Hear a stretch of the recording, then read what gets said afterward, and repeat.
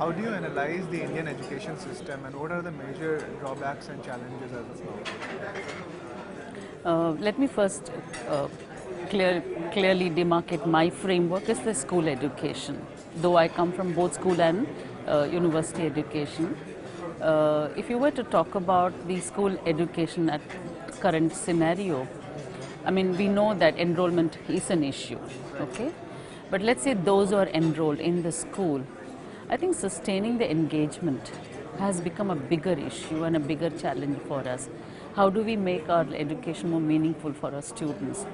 And I saw the same in the higher education discourse. The AICT secretary talked about student interest. So I think, while we talk about the numbers, I think how do we stop the dropout and how do we bring out quality students out of our school systems, and graduate schools have become a bigger challenge. And I think, while we talk about all the demographic dividend and the disaster, I think a bigger disaster is that our unsuccessful, commitment and promises that we have made for our students. I think that's a bigger challenge now. What kind of initiatives which you have taken for the rural classes? My school is in a very big urban metro city, Pune, okay? So I'm not really completely in a position to make that clarification.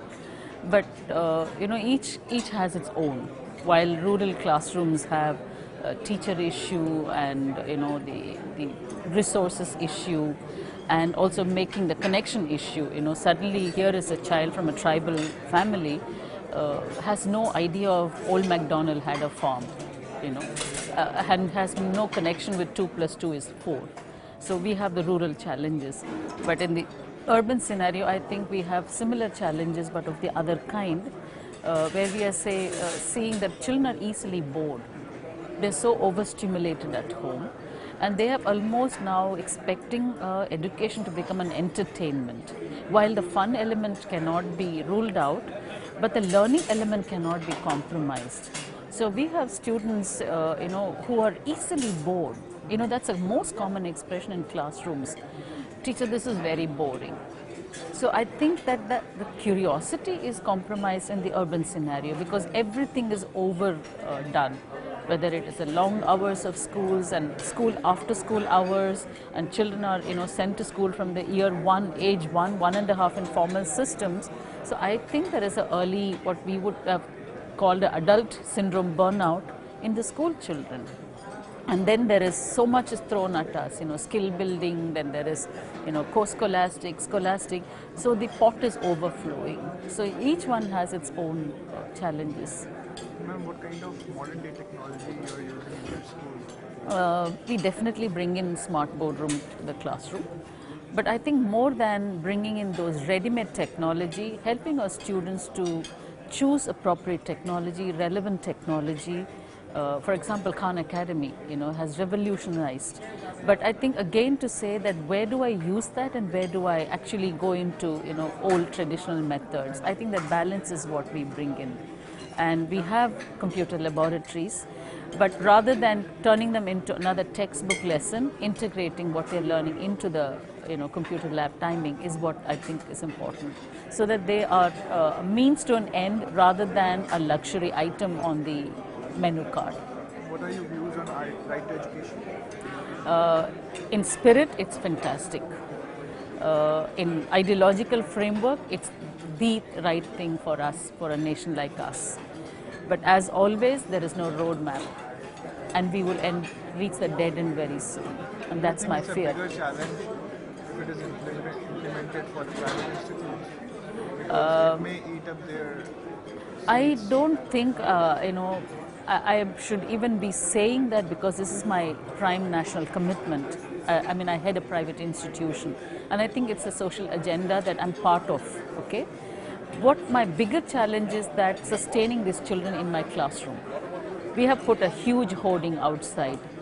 Parents walk in, let's say a servant maid's child walks in, a rickshawala child walks in. So, through the processes and procedures, they will even get the admission. My worst fear is real inclusion in the classroom. Even adults, because of genuine enrollment or threat, or because we have procedures and policies, will include. But the social inclusion by the other children, here is such changing realities. The daytime the child is in an upmarket school and is going to go back to this its own life, living spaces. The contrast is going to affect the child's self-esteem much more. That there is a need of subjects which are onto human behavior, so that these behaviors which are coming in terms of aggression can be molded into a kind of behavior which can bring a kind of collaboration among the students and a unity among the students. Yes, that's only partly done. I think they have to see it in the adults, in their environment. I think we are extremely innately a classist society. India is. We love compartmentalization. So it comes from the adult world. A parent making a request, don't make my child sit next to a rickshaw driver. What kind of ironing out would you do?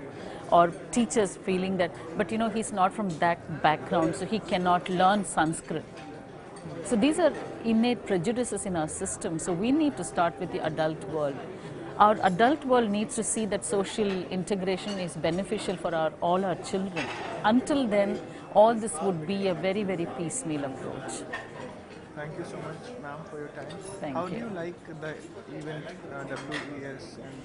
I was today telling someone, I think it's a fantastic convergence of school education, higher education, and pre-primary education, and all the education technology that can enhance.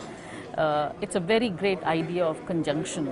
But I think what I see is, because there are so many parallel tracks, we end up coming into the same space and still living in compartments. So I think there has to be more and more coordination between these tracks. Yeah, thank you.